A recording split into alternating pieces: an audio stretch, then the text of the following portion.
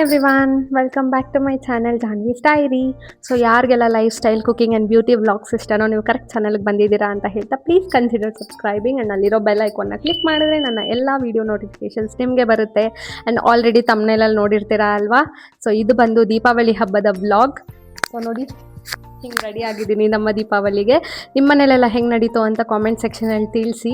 ನಿಮ್ಮೆಲ್ಲರಿಗೂ ದೀಪಾವಳಿ ಹಬ್ಬದ ಹಾರ್ದಿಕ ಶುಭಾಶಯಗಳು. ಆ್ಯಂಡ್ ನಿಮ್ಮ ಜೀವನದಲ್ಲಿ ಎಲ್ಲ ಥರ ಸಂತೋಷ, ಐಶ್ವರ್ಯ, ಆಯಸ್ಸು ಎಲ್ಲ ಸಿಗಲಿ ಅಂತ ದೇವ್ರನ್ನ ಬೇಡ್ಕೊಳ್ತೀನಿ. ಆ್ಯಂಡ್ ನಮ್ಮ ಮನೇಲಿ ದೀಪಾವಳಿ ಹಬ್ಬ ಅಂತೂ ತುಂಬಾ ಚೆನ್ನಾಗಿ ನಡೀತು. ಆ್ಯಂಡ್ ವಿಡಿಯೋ ಎಲ್ಲಿ ಸ್ಕಿಪ್ ಮಾಡಿದೆ, ಫುಲ್ ವಿಡಿಯೋ ನೋಡಿ ಅಂತ ಹೇಳ್ತಾ let's get into the vlog. ಒಬ್ಬೊಬ್ಬರ ಮನೆಯಲ್ಲಿ ಒಂದೊಂದು ಥರ ದೀಪಾವಳಿನ ಆಚರಣೆ ಮಾಡ್ತಾರಲ್ವಾ. ಸೊ ನಮ್ಮ ಕಡೆ ಗೌರಿನ ಇಟ್ಟು ಪೂಜೆ ಮಾಡ್ತೀವಿ. ಆ್ಯಂಡ್ ಕೆಲವೊಬ್ಬರು ಲಕ್ಷ್ಮಿನೂ ಇಡ್ತಾರೆ. ಬಟ್ ನಾವು ನೋಮ್ ದಾರ ಅಂತ ಕಟ್ಕೋತೀವಿ. ನಾವು ಜನರಲಿ ಶಾಪಿಂಗ್ ಎಲ್ಲ ಹೋಗ್ತೀವಲ್ವಾ, ಗ್ರಂಥಿಗೆ ಅಂಗಡಿಗೆ ಆ ಥರದ್ರಲ್ಲೆಲ್ಲ ಹೋಗ್ಬಿಟ್ಟು ನೋಮ್ ದಾರ ಅಂತ ಕೇಳಿದ್ರೆ ಇಲ್ಲಿ ತುಮಕೂರಲ್ಲಿ ಯಾರಿಗೂ ಗೊತ್ತೇ ಇರಲ್ಲ. ಬಿಕಾಸ್ ಇಲ್ಲ ಕಲ್ಚರ್ ಅನ್ನೋದು ಫಾಲೋ ಮಾಡಲ್ಲ. ಬಟ್ ಫೈನಲಿ ಹುಡುಕಿ ಯಾವುದೋ ಒಂದು ಶಾಪಲ್ಲಿ ಸಿಗುತ್ತೆ ಪ್ರತಿ ಟೈಮ್. ಸೊ ಅಲ್ಲೇ ತೊಗೊಂಡು ಬಂದುಬಿಡ್ತೀವಿ. ವರ್ಷದಲ್ಲಿ ತುಂಬಾ ಹಬ್ಬಗಳು ಬರುತ್ತಲ್ವಾ, ಅದು ಎಲ್ಲದಕ್ಕೂ ಕಂಪೇರ್ ಮಾಡಿದ್ರೆ ದೀಪಾವಳಿ ಹಬ್ಬ ಅಂದ್ರೆ ನಮ್ಮ ಮನೇಲಿ ತುಂಬಾ ಸ್ಟ್ರೆಸ್ಫುಲ್. ಆಲ್ಮೋಸ್ಟ್ ಒಂದು 5-6 ಡೇಸಿಂದನೇ ಪ್ರಿಪ್ರೇಷನ್ಸ್ ಅನ್ನೋದು ಸ್ಟಾರ್ಟ್ ಆಗಿಬಿಡುತ್ತೆ. ಸೊ ವಿಡಿಯೋಲ್ಲಿ ಮುಂದೆ ಹೋಗ್ತಾ ನಮ್ಮ ಟ್ರೆಡಿಷನ್ಸ್ ಆ್ಯಂಡ್ ನಮ್ಮ ಕಲ್ಚರ್ಸ್ ಹೆಂಗೆ ಅಂತ ತೋರಿಸ್ಕೊಡ್ತೀನಿ ನೋಡಿ. ಇದು ಚಿಕ್ಕದಾಗಿರೋ ಬಾಗಿನ ಸೆಟ್ ಸಿಕ್ತು ನನಗೆ ಗೌರಿಗೆ ಅಂತ ಅಂದ್ಬಿಟ್ಟು. ಆ್ಯಂಡ್ ಈ ರೆಡ್ ಆ್ಯಂಡ್ ಎಲ್ಲೋ ದಾರಗಳು ಕಾಣಿಸ್ತಿದೆ ಅಲ್ವಾ, ಇದನ್ನೇ ನೋಮ್ ದಾರ ಅಂತ ಕರಿತೀವಿ. ಅಲ್ಲಿ ಯಾವ್ದು ಗೋಲ್ಡ್ ಆ್ಯಂಡ್ ಸಿಲ್ವರ್ ಇದೆ ಅಲ್ವಾ, ಅದಿಲ್ಲ ಅಂದರೆ ಹಬ್ಬನೇ ಮಾಡೋಂಗಿಲ್ಲ ಲೈಫ್ ಲಾಂಗ್. ಸೊ ತುಂಬಾ ಇಂಪಾರ್ಟೆಂಟ್ ಅದಂತೂ. ಆ್ಯಂಡ್ ನಮ್ಮ ಮನೇಲಿ ನಮ್ಮ ಅತ್ತೆ ಮಾವ ಕಡೆ ಇದ್ದರೆ ಮಾತ್ರ ನಾವು ಮಾಡೋದಕ್ಕಾಗೋದು, ಇಲ್ಲಾಂದರೆ ಮಾಡೋದಕ್ಕಾಗಲ್ಲ. ಸೊ ಲಕ್ ವೈಸ್ ನಮ್ಮ ಅತ್ತೆ ಮನೆ ಕಡೆ ಹಬ್ಬ ಇದೆ, ಸೊ ಅದಕ್ಕಂತಲೇ ಎಲ್ಲದನ್ನು ಮಾಡ್ತಿದ್ದೆ. ಆ್ಯಂಡ್ ಫಸ್ಟ್ ಬಾಗಿಣಕ್ಕೆ ಎಲ್ಲದನ್ನು ರೆಡಿ ಮಾಡ್ಕೊಳ್ತಿದ್ದೆ. ಆ್ಯಂಡ್ ಸೊ ಇದಕ್ಕೆ ಮೇನ್ ಇಂಗ್ರೀಡಿಯೆಂಟ್ ಅಂದರೆ ಕಜ್ಜಾಯ. ಸೊ ನಾನು ಹಿಂದಿನ ವಿಡಿಯೋಲ್ಲೇ ತಿಳಿಸ್ಕೊಟ್ಟಿದ್ದೀನಲ್ವ ಕಜ್ಜಾಯ ಮಾಡೋದು ಹೆಂಗೆ ಅಂತ ಅಂದ್ಬಿಟ್ಟು. ಸೊ ನಾನು ಅಷ್ಟೇ ತುಂಬಾ ಕಜ್ಜಾಯನ ಮಾಡಿದ್ದೆ. ಬಟ್ ದೇವ್ರಿಗಂತ ಸಪ್ರೇಟಾಗೆ ಮಾಡಿ ಎತ್ತಿಡ್ತೀವಿ. ಸೊ ಇಲ್ಲಿ ಅಷ್ಟೇ ನಾನು ದೇವ್ರಿಗಂತ ಸಪ್ರೇಟಾಗಿ ಮಾಡಿ ಫಸ್ಟ್ ಬಾಕ್ಸಲ್ಲಿ ಎತ್ತಿಟ್ಬಿಟ್ಟಿದ್ದೆ. ಸೊ ಇದನ್ನೆಲ್ಲ ಬಾಗಿಣಕ್ಕಿಟ್ಟು ಅದಾದಮೇಲೆ ಅದನ್ನೆಲ್ಲ ತೊಗೊಂಡೋಗಿ ದೇವ್ರ ಮನೇಲಿ ಅರೇಂಜ್ ಮಾಡ್ಕೋಬೇಕು.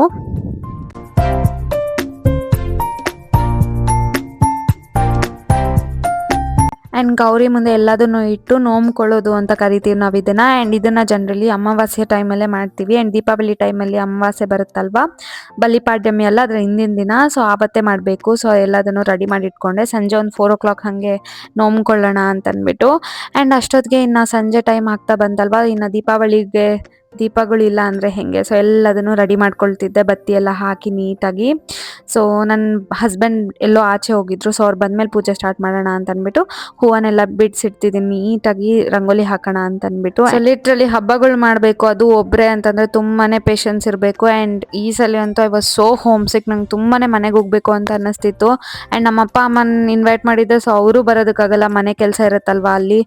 ಸೊ ಹೊಸ ಮನೆ ಹತ್ರ ಹೋಗ್ತಿರ್ಬೇಕು, ಇಂಟೀರಿಯರ್ಸ್ ಅವ್ರು ಬರ್ತಿರ್ತಾರೆ. ಸೊ ತುಂಬಾ ಕೆಲಸ ಇರುತ್ತೆ ಅಂತ ಅವರು ಬರೋಕ್ಕಾಗಲಿಲ್ಲ. ಸೊ ಒಬ್ಬಳೇ ಎಲ್ಲದನ್ನು ಮ್ಯಾನೇಜ್ ಮಾಡ್ಕೋತಿದ್ದೆ. ಆ್ಯಂಡ್ ಕೆಲವೊಂದು time I feel so proud of my self, ಇಷ್ಟೆಲ್ಲ ನಾನು ಒಬ್ಬಳೇ ನಿಭಾಯಿಸ್ತಿದ್ದೀನಿ ಅಂತ. ಆ್ಯಂಡ್ ತುಂಬ ಜನಕ್ಕೆ ಡೌಟು ಇರ್ಬೋದು, ಇವಳು ಯೂಟ್ಯೂಬ್ ವೀಡಿಯೋಸ್ಗೋಸ್ಕರ ಇದನ್ನೆಲ್ಲ ಮಾಡ್ತಿದ್ದಾರೆ ಅಂತ ಅಂದ್ಬಿಟ್ಟು.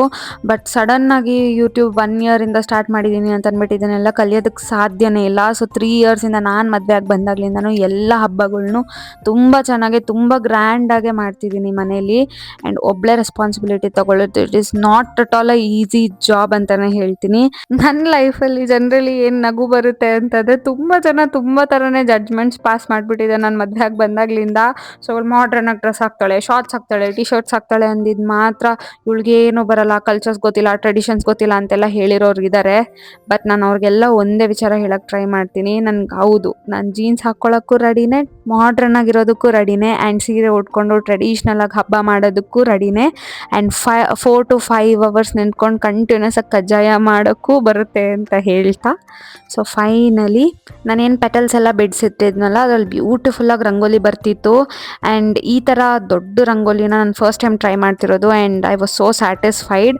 ಆ್ಯಂಡ್ ಪೇಷನ್ಸ್ ಅನ್ನೋದು ತುಂಬಾ ಇಂಪಾರ್ಟೆಂಟ್ ಅಂತಲೇ ಹೇಳ್ತೀನಿ. ಬಟ್ ಸೊ ಫೈನಲಿ ಇನ್ನೇನು ಎಂಡಿಂಗ್ ಸ್ಟೇಜಿಗೆ ಬಂದುಬಿಟ್ಟೆ. ಆ್ಯಂಡ್ ಲಾಸ್ಟಲ್ಲಿ ನೋಡ್ತಾ ತುಂಬಾ ಇಷ್ಟ ಬಂದುಬಿಡ್ತು ನನಗೆ ಈ ರಂಗೋಲಿ ಮೇಲೆ.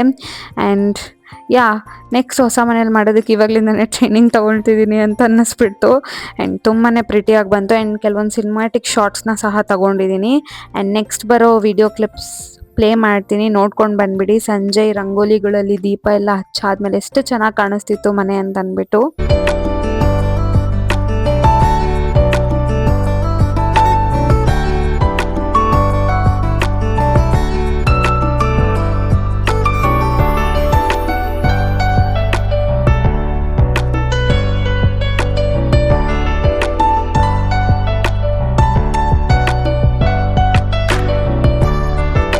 ಇಷ್ಟು ಚೆನ್ನಾಗಿ ಡೆಕೋರೇಷನ್ ಎಲ್ಲ ಮುಗಿಸ್ದೆ. ಹೆಂಗಿತ್ತು ಅಂತ ಕಮೆಂಟ್ ಸೆಕ್ಷನಲ್ಲಿ ತಿಳಿಸಿ.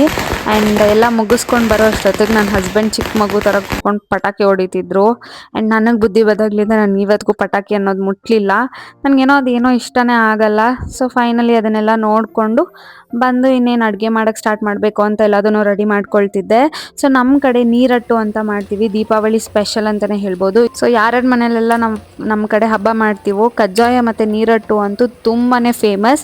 ಸೊ ಇದೇನಿಲ್ಲ, ಜನರಲಿ ಈ ದೋಸೆ ಹಿಟ್ಟಿರುತ್ತಲ್ವ, ಸೇಮ್ ಅದಕ್ಕೆ ಹೆಂಗೆ ನೆನೆಸ್ಕೊತೀವೋ ಅದೇ ಥರ ನೆನೆಸ್ಬಿಟ್ಟು ಅದಕ್ಕೆ ಸಬ್ಬಸಿಗೆ ಸೊಪ್ಪು, ಈರುಳ್ಳಿ ಎಲ್ಲದನ್ನು ಹಾಕಿ ಥರ ಬೋಂಡ ಥರ ಹಾಕೋದಷ್ಟೇ. ಆ್ಯಂಡ್ ತುಂಬಾ ಟೇಸ್ಟಿಯಾಗಿರುತ್ತೆ. ಆ್ಯಂಡ್ ಇದ್ರ ಜೊತೆಗೆ ಹಾಗೆ ಶಾವಿಗೆ ಪಾಯಸ ಮಾಡೋಣ ಅಂತ ready ಮಾಡ್ಕೊಳ್ತಿದ್ದೆ.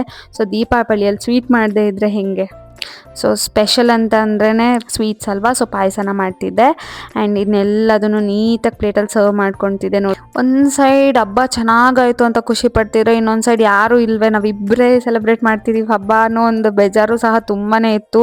So it's okay, next ವರ್ಷ ಮತ್ತೆ ಅಲ್ಲಿಗೆ ಹೋಗ್ಬಿಡ್ತೀವಲ್ವಾ. ಸೊ ಅವಾಗ ಎಲ್ಲರ ಜೊತೆನೂ ಆರಾಮಾಗಿ ಹಬ್ಬನ ಸೆಲೆಬ್ರೇಟ್ ಮಾಡ್ಕೊಳ್ಬೋದು ಅಂತಂದ್ಬಿಟ್ಟು ನನಗೆ ನಾನೇ ಸಮಾಧಾನ ಮಾಡ್ಕೊಳ್ತಿದ್ದೆ. ಸೊ ಇದಾಗಿತ್ತು ನನ್ನ ದೀಪಾವಳಿ ಹಬ್ಬದ vlog. So hope you all loved it. So ನನ್ನ ವೀಡಿಯೋಸ್ ಎಲ್ಲ ನಿಮ್ಗೆ ಇಷ್ಟ ಆಗ್ತಿದ್ರೆ ಪ್ಲೀಸ್ ಲೈಕ್ ಮಾಡಿ, ಶೇರ್ ಮಾಡಿ, ಕಾಮೆಂಟ್ ಮಾಡಿ ಆ್ಯಂಡ್ ಸಬ್ಸ್ಕ್ರೈಬ್ ಮಾಡೋದು ಮಾತ್ರ ಮರಿಬೇಡಿ. ಆ್ಯಂಡ್ ಅಲ್ಲಿರೋ ಬೆಲ್ ಐಕಾನ್ನ ಕ್ಲಿಕ್ ಮಾಡಿದ್ರೆ ನನ್ನ ಎಲ್ಲ ವೀಡಿಯೋ ನೋಟಿಫಿಕೇಶನ್ಸ್ ನಿಮಗೆ ಬರುತ್ತೆ ಅಂತ ಹೇಳ್ತಾ ಹ್ಯಾಪಿ ದೀಪಾವಳಿ.